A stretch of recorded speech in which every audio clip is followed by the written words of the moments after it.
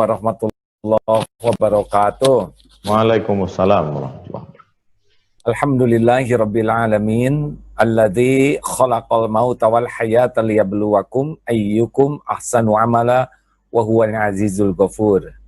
Segala puji bagi Allah Subhanahu wa taala yang Maha menyaksikan, Maha mendengar, Maha tahu apapun yang ada dalam pikiran, Maha tahu apapun yang terlintas di hati, Maha menyaksikan segala-galanya, dan dialah Allah yang mengatur pertemuan ini terjadi. Semoga apa yang ditakdirkan ini benar-benar takdir yang penuh keberkahan, yang membawa kemaslahatan yang banyak dan langgeng. Assalamualaikum warahmatullahi wabarakatuh, Ustaz. Waalaikumsalam warahmatullahi wabarakatuh. Apa kabar? Alhamdulillah sehat. Apa kabar, Ra? Sehat? Alhamdulillah, senang lihat Ustaz nih, segar terus. Alhamdulillah, amin. Nambah atau berkurang kiloannya nih Ramadan ini? Kelihatannya nambah. Wah, baguslah, supaya lebih isi. Alhamdulillah, Ustaz. Ya. Ustaz tuh emang dari kecil cita-cita jadi Ustaz kah? Aslinya cita-citanya apa dulu waktu masih kecil? Saya memang dipesankan mbah kakek saya dari ayah ibu saya supaya saya sekolah agama. Jadi dari kecil saya sekolahnya madrasah terus sampai terakhir sekolah. Jadi saya seperti disetting dari awal. Oh, sudah disetting. Ini ada turunan kiai kah di atas-atasnya gitu sehingga menyeting ini? Dulu kampung tempat saya lahir itu dibuka pada tahun 1901 oleh seorang ulama bernama Syekh Abdurrahman. Syekh Abdurrahman ini ulama karismatik, dia ada haulnya. Saya mengenal dari sejak kecil dari haul itu. Haul diperingati setiap tahun. Di situ dibacakan biografinya bahwa Syekh Abdurrahman ini dulu pernah belajar kepada Syekh Wan Mustafa Al-Fatani, Fatani di Thailand Selatan. Kemudian dibawa oleh anak Wan Mustafa bernama Wan Daud Al-Fatani ke Makkah Al-Mukarramah, lalu kemudian pulang dari Makkah. Begitu terus diceritakan. Jadi kami anak cucu, kebetulan Syekh Abdurrahman ini adalah kakek dari ibu saya, mbahnya ibu saya. Jadi mereka selalu bercerita itu, bercerita kami mungkin tidak ingin seperti dia ulama besar, tapi paling tidak semangat belajarnya, sehingga dari kecil kami ingin belajar seperti beliau, bisa ke Thailand. Waktu itu Thailand masih sebagai pusat pendidikan agama Islam, karena banyaknya ulama Patani. Dan kami di Sumatera lebih dekat ke Thailand daripada ke Jawa. Lebih dekat ke Melayu, Semenanjung Melayu. Jadi mungkin itu yang mempengaruhi pikiran dari kecil. Wallahualam. Oh, Masya Allah ya. Kalau saya anak tentara, Ustaz. Jadi kepikiran teh jadi tentara terus ya. Latihan baris berbaris. Ya, makanya Ustaz jangan heran kalau lihat saya seperti ini ya. Jauh beda dengan Ustaz yang asli ini ulamanya ya. Terus kalau waktu kecil gimana Ustaz? Emang udah soleh dari kecil gitu atau gimana? Atau ada juga anak-anak seperti anak-anak lainnya, hobi dan sebagainya? Orang tua saya mungkin mereka berbagi tugas, ayah sibuk mencari nafkah, kemudian pendidikan saya lebih banyak dibentuk oleh ibu, emak, saya panggil emak. Pertama saya dibawa mendaftar sekolah ke SD, tapi kemudian saya masih ingat kepala sekolah nyuruh saya memegang telinga, dia suruh saya. Ya, karena belum sampai, nggak boleh masuk SD katanya. Nanti kalau dipaksakan, nanti jadi bodoh, otaknya nggak mampu. Tapi karena saya ngotot mau sekolah juga, akhirnya saya didaftarkan ke madrasah. Maka saya tidak sekolah SD, sekolah di madrasah.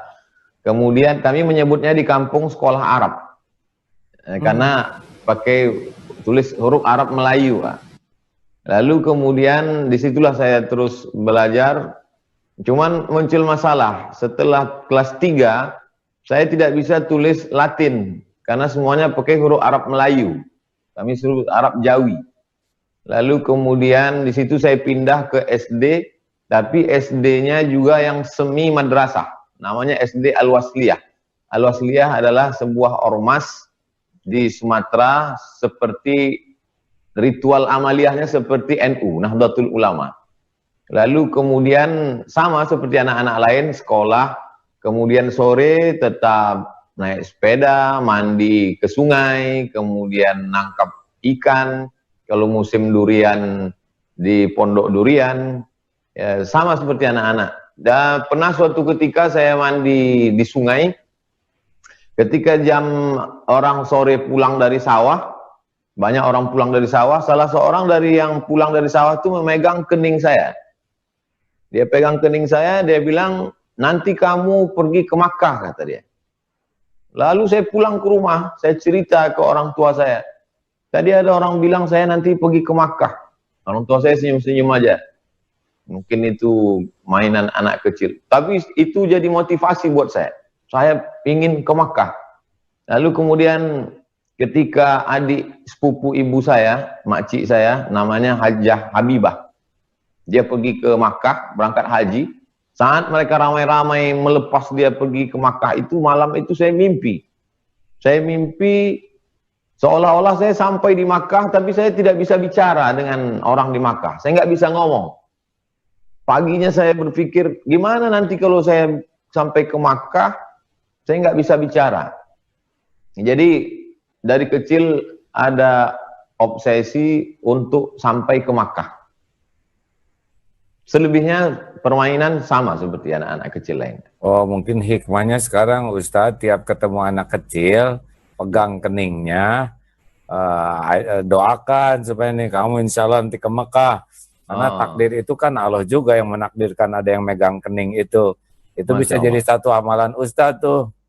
Tiap ketemu anak, pegang kening, insya Allah kamu ke Mekah nak. Kan Ustadz juga dapat itu, kan tidak ada kejadian sia-sia.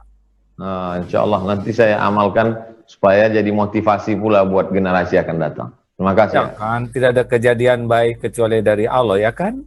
Masya Allah. Oh itu, emak gimana emak dulu? Apa yang paling Ustadz dapatkan dari motivasi dari orang tua, khususnya emak yang kelihatannya kan intensif sekali ya? Beliau sangat mementingkan pendidikan. Walaupun beliau bukan pendidik, beliau ibu rumah tangga biasa, tapi pendidikan saya amat sangat beliau pentingkan. Memasukkan ke sekolah, kemudian pada saat hari libur semester, libur semester atau libur itu saya disuruh pulang ke kampung untuk mengaji membaca Quran kepada paman beliau. Paman beliau, adik emak beliau namanya Syekh Muhammad Ali. Syekh Muhammad Ali ini anak kandung dari Syekh Abdurrahman. Waktu itu beliau sudah tua sekali, lebih 70 tahun. Jadi saya datang disuruh baca Quran, kata mak saya bukan belajar baca Quran hanya untuk ngambil berkah aja. Kau ngaji dengan dia, cium tangannya, ngambil berkah aja. Jadi saya waktu itu nggak ngerti ya pengambil berkah, karena disuruh ya tetap ngaji. Kemudian saya khatam baca Quran dengan emak. Jadi saya baca dari awal sampai akhir itu dengan emak. Baru setelah itu emak menyerahkan saya ke guru. Ketika saya kelas 3 SD, beliau menyerahkan saya ke seorang ustadz di pesantren. Ustadz itu waktu itu sangat terkenal. Dia juara musabaqah tilawatil Quran tahfiz di Makkah Al-Mukarramah. Lalu mak membawa saya ke ustadz itu, mengenalkan saya supaya saya mengaji dengan beliau. Lalu kemudian emak selalu melihat siapa di daerah itu yang sekolahnya paling tinggi. Awal-awalnya setiap pagi duduk di depan rumah, ada anak muda yang sering lewat depan rumah, namanya Bang Ayub. Kata mak saya, kamu mesti seperti Ayub. Lihat tuh, Ayub sekolah pesantren, nanti kamu udah besar pesantren. Kemudian setelah lebih tinggi lagi, adik sepupu mak saya namanya Dr. Andos Haji Mansur Ali. Kata mak saya, kamu mesti seperti Mansur. Kamu mesti Dr. Andus. Jadi dia selalu motivasi saya. Dan kemudian Kami berdua saudara kandung, saya anak pertama, adik saya, walaupun kami sedikit, beliau tetap melepas saya untuk pergi ke Mesir. Bahkan ketika di usia tuanya, ketika berumur 70 tahun, waktu itu saya katakan, gimana nanti kalau saya daftar ke Sudan, dan saya mesti menetap 1 tahun di Sudan, kita nggak ketemu, nggak jumpa. Kata dia, pergilah, selesaikanlah S3 di Sudan, masalah mati urusan Allah SWT. Jadi beliau tidak pernah mengekang saya untuk masalah pendidikan. Masya Allah. Apa yang paling berkesan dari selama pendidikan itu yang membuat bulat hati gitu, mau jadi dakwah? Selain dari emak, apakah ada figur ulama atau ilmu-ilmu yang membuat, udahlah ini jalan hidup saya yang harus saya tempuh sampai saya mati dalam dakwah, misalkan begitu, adakah? Saya ketika tamat Sanawiyah SMP tahun 93, saya pergi ke rumah Syekh Jalaluddin Abdul Muthalib, Imam Masjid Raya Sultan Delhi Medan, Sumatera Utara. Habis subuh dengan sepupu mak saya datang ke rumah beliau. Saya katakan, Syekh, saya mau ke Makkah. Waktu itu saya nggak ngerti Mesir, nggak tahu Maroko, nggak tahu Sudan. Saya, tolong urus saya ke Makkah. Waktu itu Syekh Jalaluddin senyum saja. Kata dia, kamu selesaikan dulu sekolah, nanti udah selesai aliyah, SMA, baru datang ke sini lagi. Sekarang baru saya paham makna senyumnya itu. Andai ada anak SMP sekarang datang ke saya lalu bilang, saya mau ke Makkah, mungkin saya pun akan, apa kamu ini ya? Cuman waktu itu dia tidak merendahkan saya, dia senyum aja, kata dia, nanti tunggu tamat dulu selesai, baru datang ke sini. Jadi keinginan saya ingin ke Makkah, ke Arab itu dari kecil, kemudian menjadi terngiang dan ingin saya wujudkan cepat sebelum masanya 93. Walaupun akhirnya saya berangkat 98 baru saya sampai ke Mesir. Jadi motivasi dari awalnya mungkin dari cerita-cerita ulama, itulah pentingnya kita bercerita tentang sosok ulama ke generasi kita, supaya mereka punya cita-cita, punya tokoh idola. Saya kira gitu. Masya Allah. Saya jadi minder nih, beda banget dengan hidup yang saya jalani nih Ustadz, gimana nih? Justru Agim punya dua sisi, dua-duanya dapat. Kalau saya hanya satu sisi aja. Tapi aslinya saya teh nggak pernah merasa jadi ulama Ustadz. Malu rasanya disebut kiai ulama. Ini yang aslinya ya. Kan yang karena kalau menilai seperti kan, dengar Ustadz bicara gitu langsung nih mata saya mau nangis aja. Yang menilai kan orang lain, bukan di kita. Iya, saya juga heran kenapa takdir saya begini, walaupun saya sangat bersyukur gitu Ustaz, ya kadang-kadang aneh gitu, lihat pesantren, ini kok ada pesantren, saya ini siapalah yang kadang-kadang sedang tabligh gitu, loh kok saya berdiri di depan begini, padahal gimana menurut Ustaz bisa kayak gitu ya? Kehendak Allah. Allah Ta'ala berkehendak, dia ingin menunjukkan kepada orang-orang yang tidak bersemangat, nih, Allah cukup tunjukkan satu model aja. Kalau aku mau, kalau aku berkehendak, ini modelnya. Jadi tidak lagi orang bisa berkata, saya bukan keturunan ulama, saya tidak sekolah, saya tidak di Timur Tengah, saya tidak ini. Ini buktinya. Ini buktinya lebih masyhur, lebih hebat, lebih terhormat, lebih berkarya, lebih inspiratif cara Allah SWT untuk menjelaskan kepada umatnya. Saya pikir ada hikmah besar di balik semua itu. Oh gitu ya, waktu saya datang ke guru saya Kiai Haji Khair Afandi di Manunjaya, ya beliau berkata sesuatu gitu, lalu saya nanya, tapi kan saya bukan seperti para ustadz kiai yang lain ya, saya banyak sekali kekurangan. Apa jawaban beliau? Begini, sengaja katanya Allah memberikan banyak kekurangan supaya kamu nggak punya peluang untuk ujub, takabur. Tapi tetap aja ada ujubnya, ada takaburnya, sampai diuji dengan sesuatu yang membuat sadar diri ya.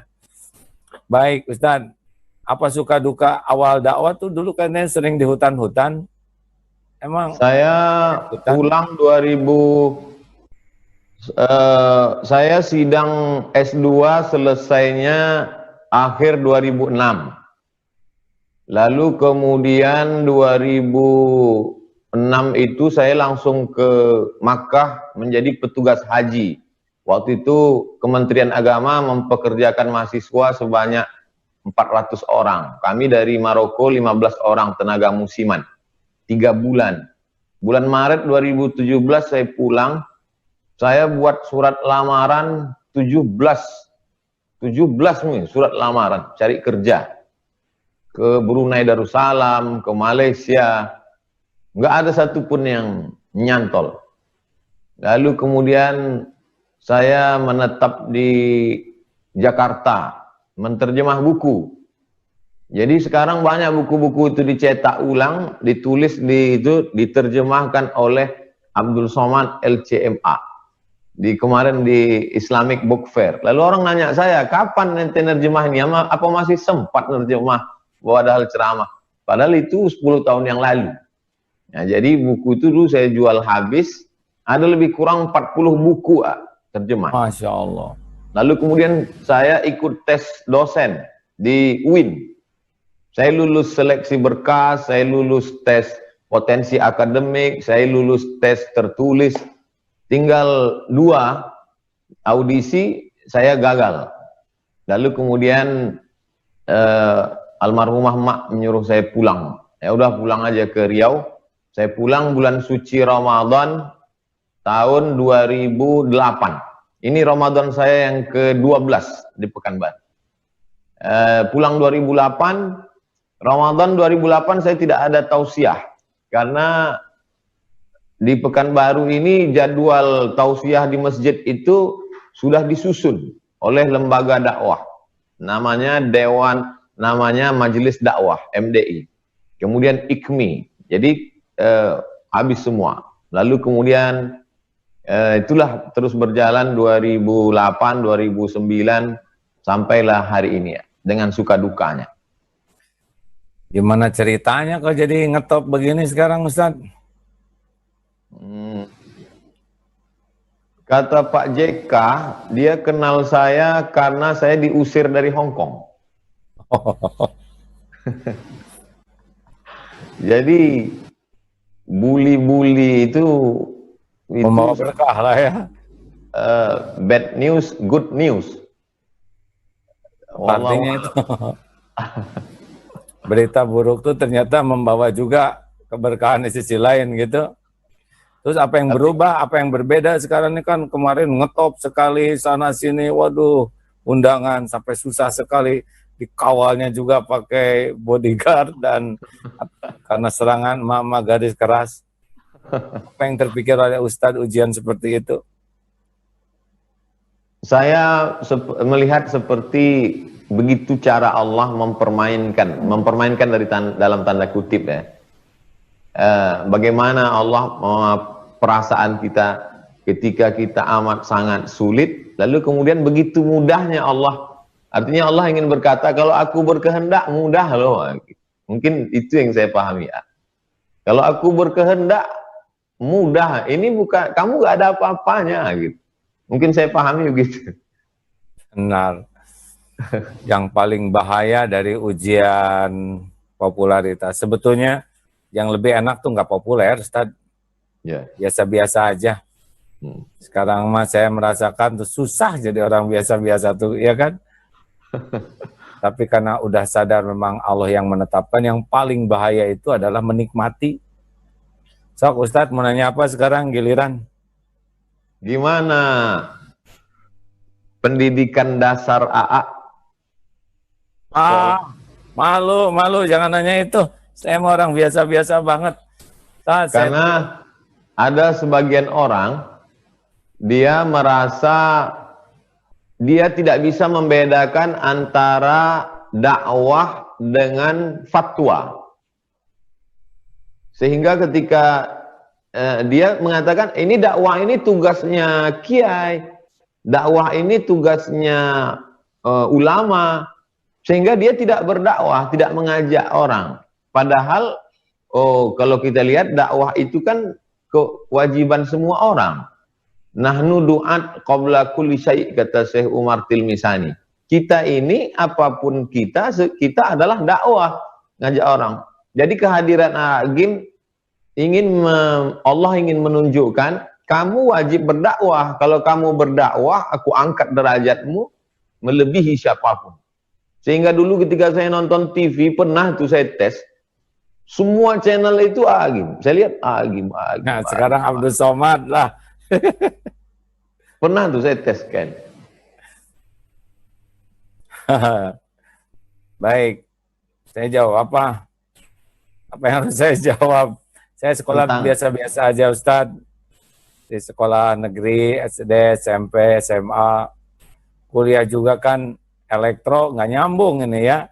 Hanya senang sekali berorganisasi. Dari kecil jadi pedagang.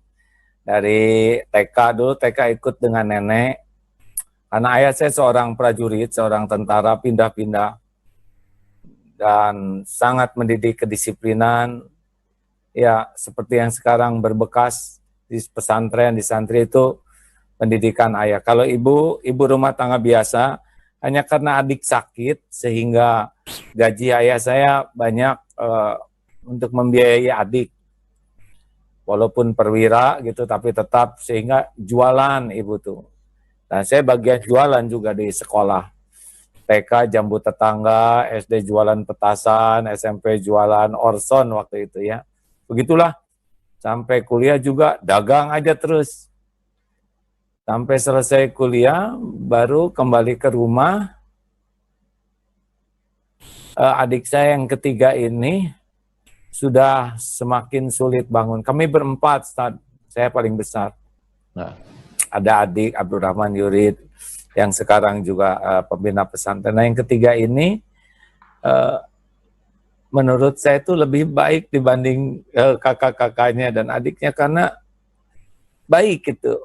Lalu lumpuh, makin lama makin lumpuh. Jadi asalnya normal, terus terserang apa, zaman waktu itu kan teknologi belum seperti sekarang, lalu dilumba, lalu bertahap lumpuhnya tuh. Mulai dari mata juling, telinga nggak mendengar. Nah, selesai kuliah, saya pulang ke rumah sekamar dengan adik ini. Saya lihat adik ini, walaupun susah bangun, tahajud tiap malam. Kemudian walaupun sudah lumpuh, tidak bisa berjalan, digendong ke masjid. Tetap sholat berjamaah di masjid, walaupun digendong. Dan di masjid pun berbaring seperti mayat saja gitu, dibaringkan begini. Karena nafas susah gitu, jadi malam itu harus didorong, begitu dimiringkan kiri kanan. Tapi saya lihat adik saya ini jarang mengeluh. Saya giliran dengan adik untuk ngejaga adik ini ya. Kalau pergi digendong. Lalu adik ini kalau ada yang ngasih uang, dia tidak bisa megang uang, lalu dia minta tolong kasihkan A ke ini, ke itu. Jadi uangnya tidak dipegang, tapi dia sedekahkan. Saya tuh mikir, ya alhamdulillah waktu di kampus tuh jadi ketua senat, jadi komandan menwa, gitulah dengan berbagai aksesoris prestasi centil anak muda waktu itu saya lah gitu. Juara pidato, juara gitu. Tapi ketika ketemu adik ini, saya rasa lain sekali gitu. Apa yang saya raih itu cuman casing, topeng. Tapi kalau lihat adik ini tenang gitu. Tahajud malam-malam, walaupun kadang-kadang hanya dengan tayamum karena sulit gitu. Tapi sambil berbaring. Lalu saya lihat adik saya kalau lihat akuarium, maaf, dia menangis. Saya heran, kenapa menangis lihat akuarium? Lihat katanya, Allah menciptakan warna ini indah sekali. Jadi dia melihat dunia, tapi hatinya ingat ke Allah. Di sanalah sebetulnya saya mendapat hidayah tuh lewat adik yang lumpuh dan sebelum meninggalnya di pangkuan gitu. Pernah memberi nasihat, katanya. Ini sebelumnya saya pernah nanya, Dek, kenapa jarang mengeluh? Kata adik saya begini, untuk apa mengeluh, katanya. Semuanya juga kan Sudah diatur Allah yang maha baik. Mengeluh tidak menyelesaikan masalah. Sudah, ini pasti kebaikan kalau orang lain banyak amal dengan banyak berbuat. Mudah-mudahan saya punya amal dengan banyak bersabar. Jadi kalau bicara tuh sepertinya ada tenaganya terus. Sampai terakhir itu katanya walaupun punya prestasi sehebat apapun, nggak akan bahagia sebelum dekat dengan Allah. Dan mau dipuji orang dengan apapun dunia yang didapat, tidak akan mulia sebelum meniru Rasulullah. Ya, tidak lama kemudian meninggallah dan berubahlah. Memang saya dulu awam aja gitu, sholat tapi tidak seperti semangat para mahasiswa sekarang. Akhirnya ya belajarlah dari sana. Ya hidayahnya lewat adik yang badannya lumpuh, lebih muda, dan dari sanalah saya percaya bahwa kenapa sekarang di Darul Tauhid diusahakan 10% yang memiliki handicap, ya, keterbatasan. Karena banyak ilmu dan hikmah yang saya dapatkan bergaul dengan teman-teman yang penyandang disabilitas itu. Gitu Ustaz, jadi dahulunya juga terbuka hatinya tuh oleh seorang yang lebih muda dan juga secara fisik sangat terbatas gitu, dan meninggal di usia muda. Gitulah Ustaz. Allahumma firlahu warhamhu wa'afihi Amin ya rabbal alamin. Dalam perjalanan itu apa hal-hal spiritual yang pernah rasakan, pengalaman? Ya, saya tidak tahu ini nyata atau tidak, tapi rasanya pernah mimpi jumpa dengan Rasulullah SAW, Ustaz. Saya malu kalau menceritakan ini, karena awam sekali waktu itu. Saya juga heran kenapa saya mimpi dan tidak tahu, ya. Tapi dari sanalah kemudian jadi senang ke masjid. Ada yang aneh waktu itu, karena dari awam jadi senang ke masjid, jadi disangka stres. Apalagi waktu itu saya suka sekali mendengar lafaz Allah. Sehingga kalau dengar azan, suka menangis. Sepertinya indah gitu nama Allah tuh. Rasanya ada cinta, tapi saya tidak mengerti. Nah, jadi di masjid sering itikaf dan tidak mengerti itu itikaf. Itu usia berapa ya? 24-an lah, 23. Tapi orang-orang nganggapnya stres katanya tuh. Si Gim depresi katanya. Karena kalau dengar nama Allah suka nangis. Saya juga tidak mengerti kenapa saya suka sekali gitu mendengar asma Allah. Nah, dari sanalah belajar, cari guru ke sana sini, lalu ke Manonjaya, ke Garut dulu, dari Garut ke Manonjaya. Ya, mencari ilmu, dan ya dibalik segala keterbatasan suka sekali. Makanya dinamai Darul Tauhid itu awalnya adalah ingin sekali menjadi orang yang bisa mencintai Allah sepenuh hati. Tapi ya itu ketika mulai bangun pesantren, lalu Allah menguji lah dengan dimudahkan dunia, populer, dan ya seperti itu, rupanya belum kuat fondasinya. Sampai ada takdir Allah memberi jalan dengan cara yang halal, tapi itu membuat segera tersadar dan kembali ke ketauhidan. Kurang lebih begitu. Sekarang saya nanya bagian saya. Apa yang terpikir oleh Ustadz dengar obrolan itu? Saya ingin orang punya informasi yang utuh tentang perjalanan hidup Agim, sehingga bisa dia jadikan sebagai rel, acuan, bahwa dia tidak mesti berasal dari pendidikan agama, tapi juga dia bisa menyuarakan agama. Karena banyak orang melimpahkan tugas ini, itu bukan kerjaan saya. Padahal dalam Islam tidak ada yang namanya holy man. Kewajiban berdakwah adalah kewajiban siapapun. Kemudian bagaimana bahwa yang lebih menguatkan power itu adalah spiritual dari dalam. Bukan casing, ijazah, apa segala macam. Itu hanya pernik dari luar saja. Tapi ada kekuatan yang luar biasa. Itu yang mesti ditumbuhkan ke generasi ini. Lebih banyak tersebar ke anak-anak muda. Saya pikir sampai hari ini Agim masih jadi inspirasi anak muda, insya Allah. Amin ya. Aki-aki sekarang Ustadz. Ya, saya tidak bisa pungkiri, ayah saya seorang pemuda desa dari Cimaragas di Banjarsari, kemudian ngekos di Bandung sambil kuliah, kemudian nikah sama anak ibu kosnya itu, jadi ibu saya ya. Lalu jadi awalnya guru ayah saya tuh, jadi saya anak guru nih tahun 62 tuh sebelum jadi tentara ya. Sesudah anak guru lalu ayah saya jadi tentara dan mulailah di pendidikan lebih ke kedisiplinan dari mulai cara nutup pintu dan sebagainya. Dan alhamdulillah ya, kalau kita sekarang dianggap sukses oleh sebagian orang, maka yang sesungguhnya sukses adalah orang tua dan guru-guru kita. Kesuksesan kita adalah bagaimana kita bisa menyukseskan sebanyak mungkin orang lain syariatnya. Jadi mungkin kita ini baru sukses kalau kita udah mati nanti ketahuan. Seperti Ustadz sekarang gini kan yang sukses itu adalah orang tua dan guru-guru Ustadz, ya kan? Kesuksesan kita belum kelihatan. Betul Pak. Ya udah gitu sok sekarang Ustadz. Apa obsesi yang belum tercapai ya Agim? Sama itu. Ustadz saya mau nanya, Ustadz masih muda, lahir tahun 77 ya? 77. 62. Jadi kita beda berapa tahun tuh? Saya Seperti sudah SM. Seperti umur 26. Jangan nyindir Ustadz. Jadi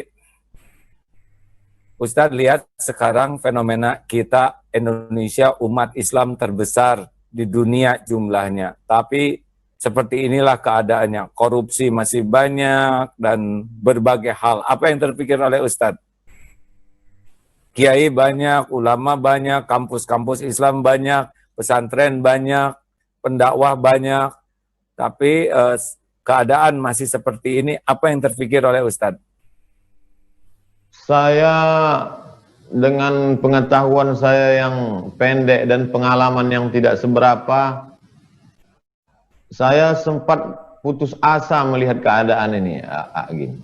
Karena ibarat melihat orang sakit, ini sakitnya kronis. Semua. Gula darahnya ada, jantung koronernya ada, kemudian sakit tulangnya ada, sampai kita tidak tahu. Dan semua orang yang datang komen itu, semuanya memberikan komentar, sehingga pasien itu semakin sakit. Sampai akhirnya suatu ketika saya berjalan dengan sahabat saya ketika musabaqah tilawatil Quran. Dalam perjalanan pulang kata beliau, ada satu harapan. Harapan kita adalah pucuk-pucuk yang masih hijau. Mungkin daun yang sudah makan ulat kita tidak bisa selamatkan. Tapi pucuk-pucuk yang hijau ini kalau kita jaga, dia akan menjadi ranting dan batang yang kokoh di masa akan datang. Mungkin itu yang salah satu penyelamat saya kira. Gitu ya. Lalu tentang dakwah, adakah yang salah dari dakwah kita ini? Sehingga yang banyak ini kan banyak dakwah, apalagi Ramadan begini. Apa kira-kira yang harus dievaluasi dari dakwah-dakwah kita ini? Mungkin dakwah kita baru menyentuh pada level orang menikmati pengajian. Dia hanya baru merasakan nikmat ketika ngaji, nikmat gitu. Setelah itu ya udah habis. Dan sudah merasa sudah berbuat baik. Jadi saya kira kekeliruan kita, saya pribadi, kalau tidak.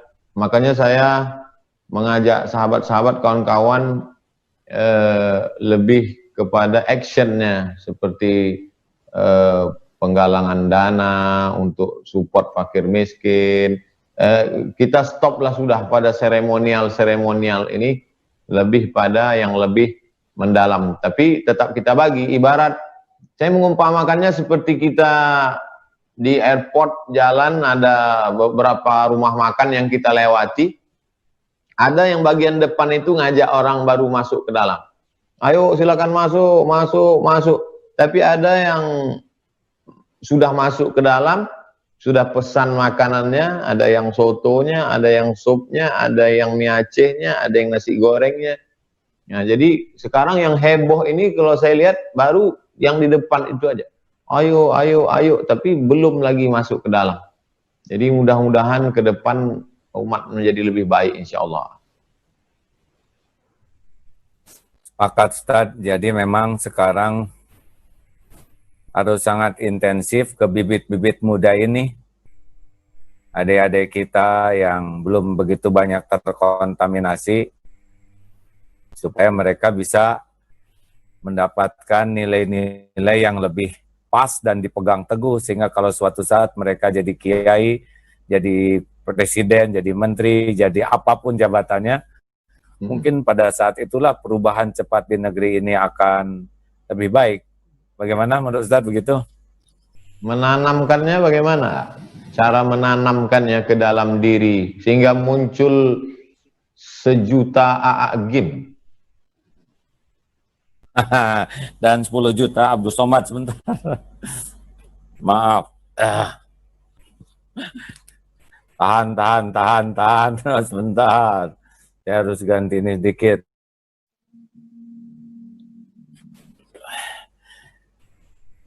Jadi, ya kalau saya sih 3M Ustadz. Mulai dari diri sendiri, mulai dari hal yang kecil, mulai saat ini. Sekarang semakin menyadari bahwa seorang guru itu baru dia punya kemampuan menggugah dan mengubah dengan izin Allah kalau guru itu memang bisa menggugah dan mengubah dirinya sendiri dulu. Karena kalau ceramah mah gampang, tinggal apalin dalil, dilatih ceramah. Tapi Allah tahu persis niatnya dia ceramah, Allah tahu. Ilmu yang dia sampaikan juga Allah tahu, dan dia mengamalkan atau tidak Allah tahu. Jadi urusan terpenting bagi seorang pendakwah sebetulnya bukan dengan umat. Urusan terpentingnya adalah dengan Allah. Karena yang membulak-balik hati kan Allah. Kalau bicara begini gampang sekali, benar? Bagi yang biasa bicara, bicara. Tetapi kan apakah selama dia bicara niatnya ikhlas atau ada udang di balik batu? Apakah perkataan itu untuk ngajak orang jadi dekat Allah atau mau menunjukkan kepintaran dirinya? Apakah bicara itu dia lakukan atau tidak?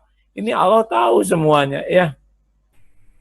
Itulah sebabnya kalau kita pelajari para ulama terdahulu kan bicaranya, guru saya tuh bicaranya dikit Ustaz. Dikit sekali bicaranya. Aduh, Masya Allah. Tetapi kalau bicara, aduh saya bisa nangis Bombay itu. Sekali guru saya negur, aduh udah betulan ini. Sekarang guru saya sudah wafat. Tiap ingat guru ini tidak bisa tidak nangis aja ini ya.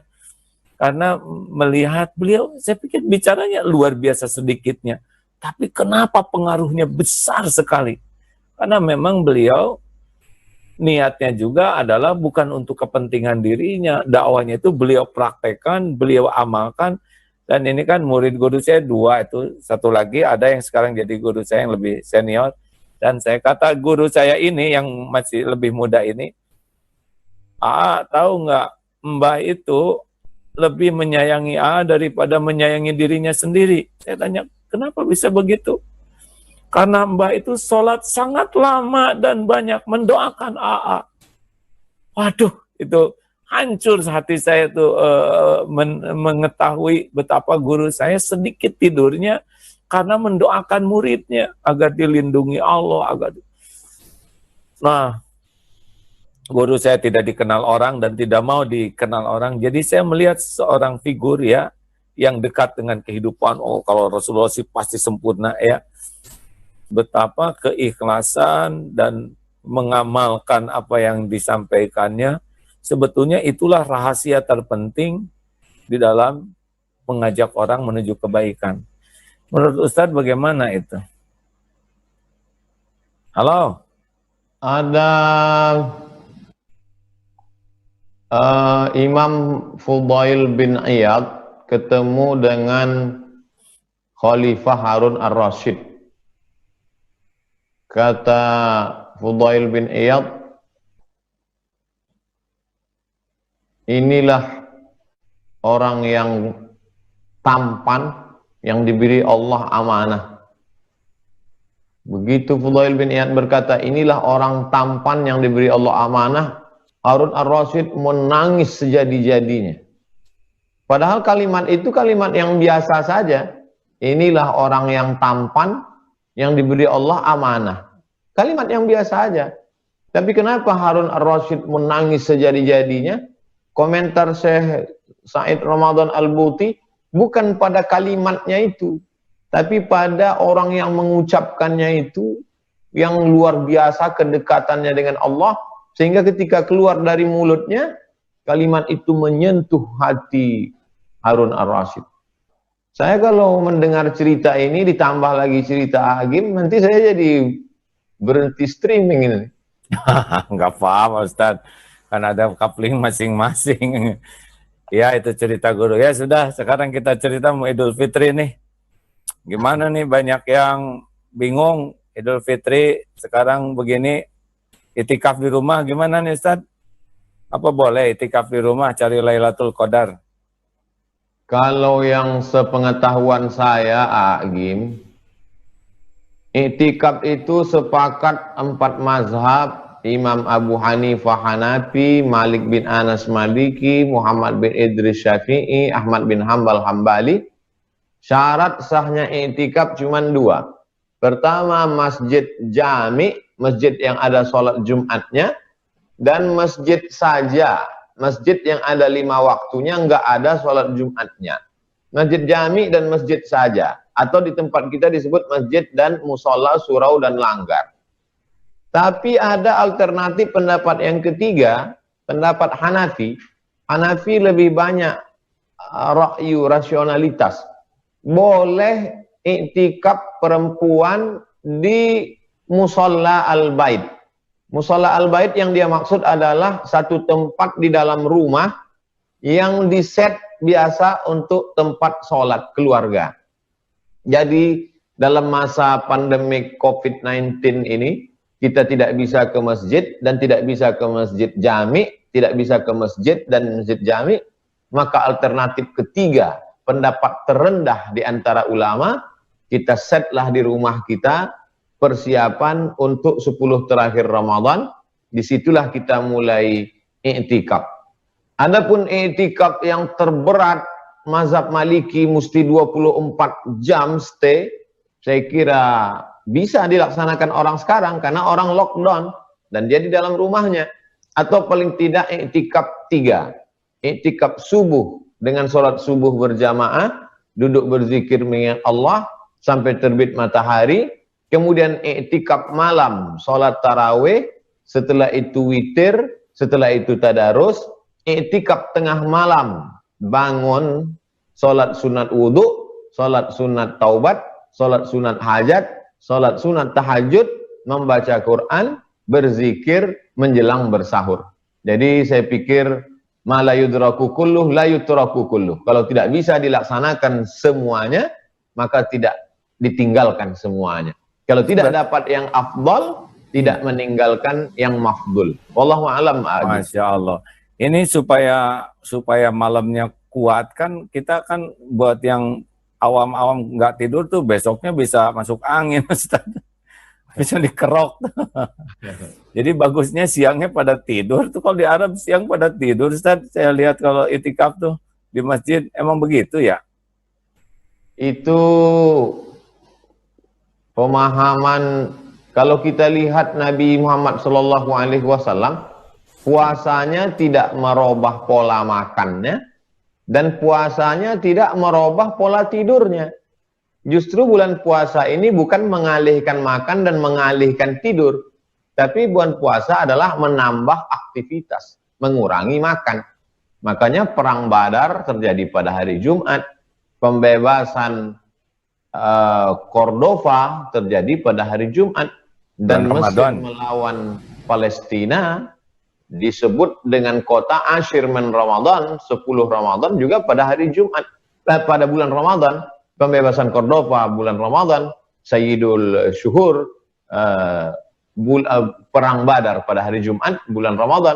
Jadi artinya kita tidak mengurangi aktivitas, dan contoh tauladan untuk zaman sekarang tetap Ramadan, tetap bersepeda. Agim tadi pagi tetap naik sepeda. Tahu dari mana? Ya, memang saya harus bersepeda, Ustadz. Kalau aki-aki kurang gerak, tapi sepeda yang aman lah ya, yang tidak melanggar SPP, PSBB. Baik, Ustadz. Nih, jadi itikaf tuh minimal dari habis sahur subuh sampai isrok lah ya, suruk, sholat suruk 2 rakaat. Nah, itu pahalanya luar biasa. Kemudian dari Ba'da Isya sampai selesai taraweh. Kemudian tidur dulu lah, kalau tidak kuat bangun semalaman. Nanti bangun jam 2:30 atau jam 2 ya, sampai ibadah, berbagai sholat, kemudian sahur. Baru nyambung lagi, itu minimal lah gitu ya. Minimal lah. Iktikaf minimalis. Yang maksimalis bagaimana? Maksimalis full lah. Seperti iktikaf Rasulullah SAW sampai ketika Aisyah datang, nawilinil khumrah, tolonglah ulurkan kain wahai Aisyah. Dan Nabi Muhammad SAW ketika iktikaf itu, Nabi mengulurkan kepalanya, tapi badannya masih tetap di dalam, kepalanya di celah jendela, lalu Aisyah menyisir rambutnya. Lagunya ada tuh, Aisyah menyisir rambutnya. Lalu jadi Rasulullah full saja 10 hari itu di masjid ya? Full 10 hari itu dah. Katanya pakai penutup kan Rasulullah tuh, sehingga tidak kelihatan oleh yang lain-lain. Pakai tabir kan? Pakai, kalau di Mesir itu kita masuk, dia dibuat seperti kemah-kemah kecil. Seperti kubah, mereka sebut kubah itu artinya kemah-kemah kecil, sehingga tertutup, tidak dilihat orang lain. Kalau kita mampu seperti itu, tapi ini kan bukan rukun, bukan syarat, bukan wajib, sunatnya. Tapi andai tidak pun, kita tidak bicara idealis, tapi yang realistis, insya Allah. Baik, nanti malam Lailatul Qadar gimana Ustaz? Kira-kira malam ganjil aja nih kita semangat ibadahnya, yang genapnya pules gitu. Jadi yang saya pahami, Agim, hikmah di balik Lailatul Qadar itu bisa kita lihat dalam tafsir Ibnu Katsir. Kata Imam Abul Fida Ismail Ibnu Katsir dalam surat Al-Qadar, pembahasan Lailatul Qadar, dia ungkapkan banyak sekali pendapat ulama. Ada yang mengatakan malam pertama, malam ketiga, malam kelima, malam ketujuh, malam ke-9, malam ke-11, malam ke-13. Jadi banyak sekali pendapat, dan di ujung kesimpulan Imam Ar-Razi, Allah rahasiakan, tidak ada yang tahu siapa dapat sholat wusta. Allah rahasiakan, tidak ada yang tahu siapa dapat taubat nasuha. Allah rahasiakan, tidak ada yang tahu siapa dapat doa makbul hari Jumat. Allah rahasiakan, tidak ada yang tahu siapa dapat haji mabrur. Dan Allah rahasiakan, tidak ada yang tahu siapa dapat Lailatul Qadar, supaya kita senantiasa berharap ingin mendapatkannya. Jadi kalau saya lihat di situ, sebenarnya yang ingin diinginkan Allah dari kita adalah menghidupkan malam-malam ini, bukan main tebak-tebakan di wallahu a'lam. Masya Allah. Iya. Ada ciri-cirinya enggak yang udah dapat Lailatul Qadar, apa bercahaya gitu Ustaz? Banyak sekali kita lihat sahabat-sahabat kita bercerita tentang Lailatul Qadar atau sesuatu yang pengalaman spiritual lebih kepada fisik. Misalnya melihat pohon kayu tumbang, kemudian air-air empang jadi beku, kemudian turun malaikat. Tapi kalau kita lihat spirit beragama dari para ulama, dari hadis Nabi, sebenarnya yang diinginkan adalah adanya perubahan. Berapa banyak orang yang mengaku mengalami pengalaman spiritual, tidak ada yang berubah. Justru yang berubah adalah ceritanya, bukan amalnya.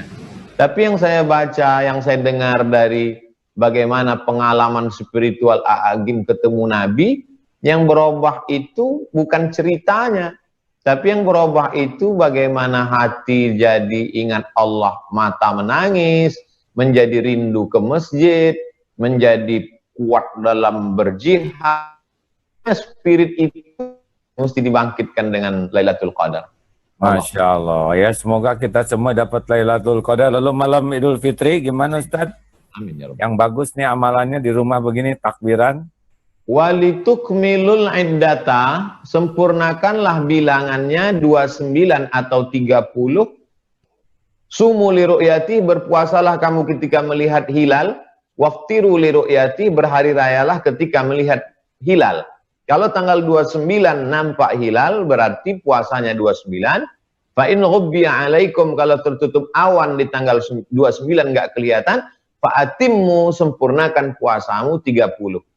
Andai 30, maka pada tanggal 23 Mei, Sabtu sore 30, berarti malam Ahadnya kita walitukabbirullah.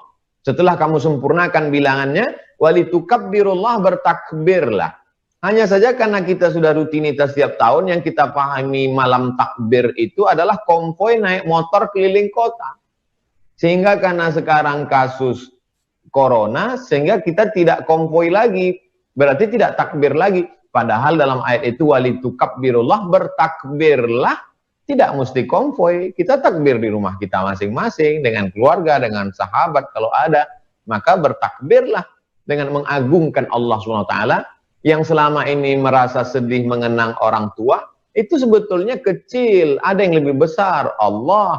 Yang selama ini sudah membesarkan dirinya, sudah merasa penghuni surga, sebetulnya engkau juga kecil. Yang besar itu adalah Allah. Yang selama ini mengatakan wabah ini begitu menakutkan, maka walitukabbirullah, besarkanlah Allah. Kalau kau besarkan Allah, maka yang selain Allah menjadi kecil. Itu saya kutip dari A'agim. Jadi bagusnya malam, udah jangan nyebut-nyebut saya aja Ustaz. Jadi takbiran tuh yang dicontohkan Rasulullah tuh bagaimana tuh malam takbiran tuh Ustaz? Kita bertakbir dalam setiap posisi, kondisi, tanpa melihat waktu. Terus dari mulai maghrib ya, dari mulai habis sholat maghrib Ustaz.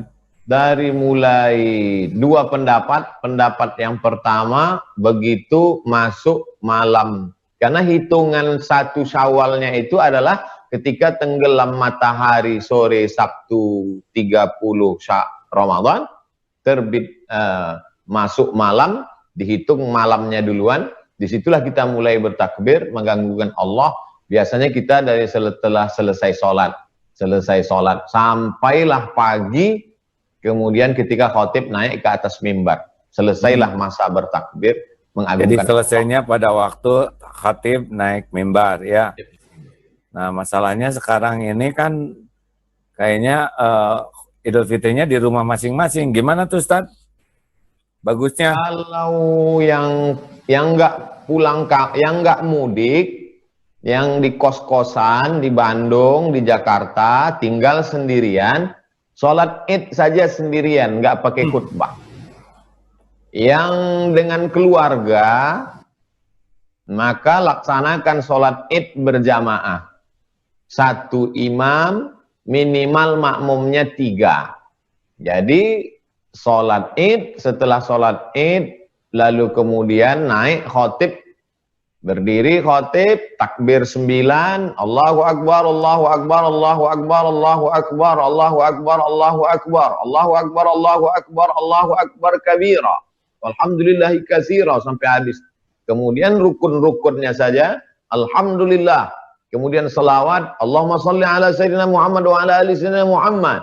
Kemudian ayat, ya ayyuhalladzina amanu taqullah. Kalau enggak hafal, qul huwallahu ahad, Allahus samad. Setelah itu wasiat takwa, takutlah kamu kepada Allah.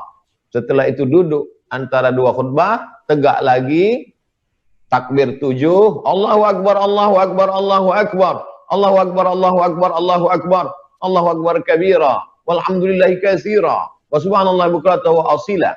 Habis itu rukun khutbah lagi, alhamdulillah. Salawat, Allahumma salli ala Sayyidina Muhammad wa ala ali Sayyidina Muhammad. Habis itu baca ayat, Qul huwallahu ahad, Allahus samad. Habis itu kemudian wasiat takwa, takutlah kamu kepada Allah. Habis itu doa, Allahumma firil muslimina wal muslimat.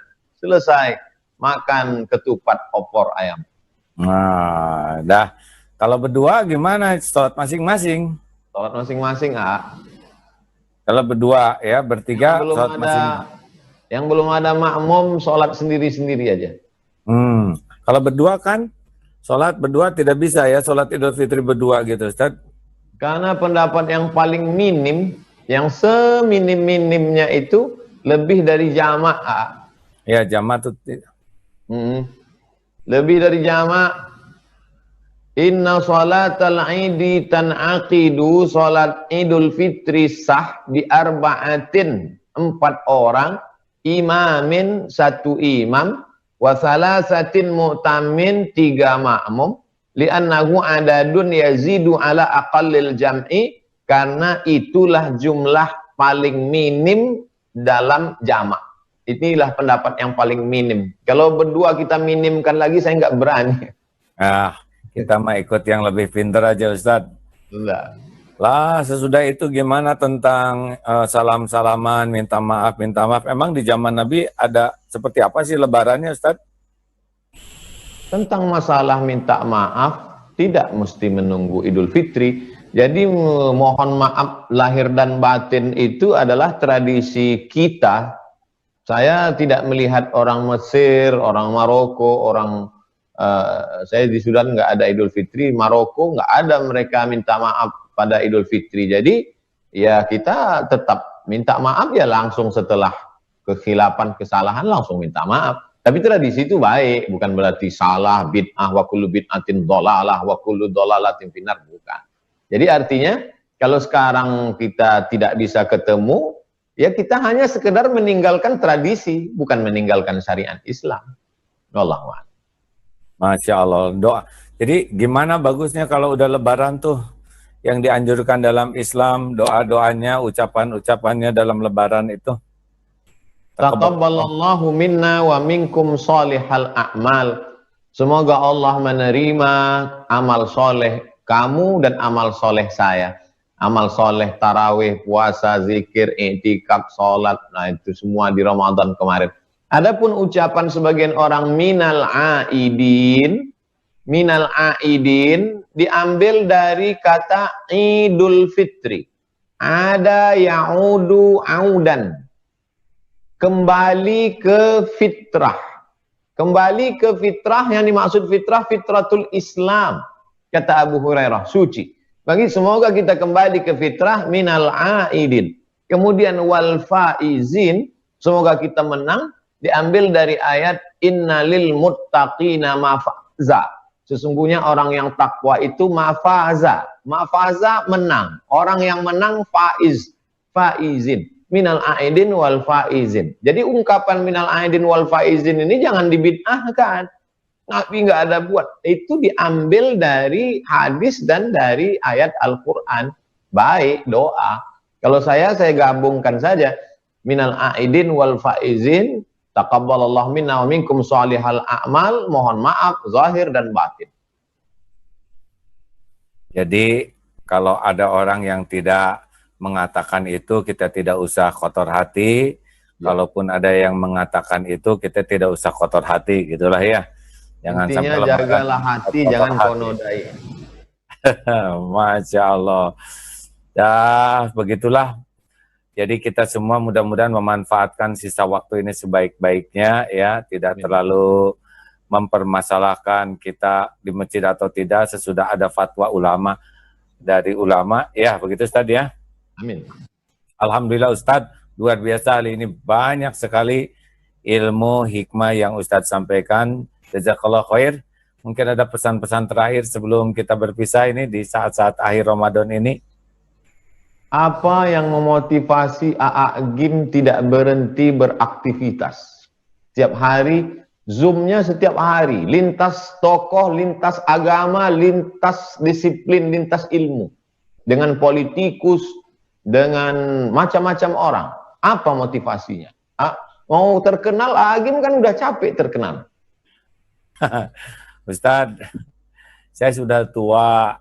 Kalau Nabi kan 63 tahun usianya. Ya, kalau ada segitu tinggal dikit lagi lah. Saya pengen pulang selamat, pengen punya bekal, pengen bisa berjumpa dengan Allah. Ya ceritanya sih itu. Jadi setiap ada kesempatan ilmu yang manfaat dari siapapun, saya cuma memfasilitasi saja. Mudah-mudahan jadi bekal pulang. Itu aja Ustadz. Ya waktu tinggal dikit, belum tentu hidup lagi Ramadan yang akan datang, ya kan? Jadi ingin aja setiap ada kesempatan, kalau ini jadi kebaikan untuk umat, mudah-mudahan diterima Allah. Itu aja sih. Pengen punya bekal lebih banyak. Silakan kata-kata terakhir perpisahan Ustadz. Agim tidak pernah menyuruh saya untuk semangat. Agim tidak pernah menasehati saya, tapi saya mengambil semangat dan nasihat dari perjalanan hidupnya. Dan dari situ saya belajar, kita tidak perlu banyak menasehati orang, tapi cukup orang ambil nasihat dari perjalanan hidup kita. Saya kira itu penutup dari saya. Masya Allah. Terima kasih Ustadz. Doakan saya supaya diampuni Allah dan istiqomah. Dan Amin. semoga Ustadz juga diberi umur panjang, diberikan nikmatnya yakin ke Allah, nikmatnya cinta dan rindu kepada Allah, serta nikmatnya hidup berjuang bermanfaat bagi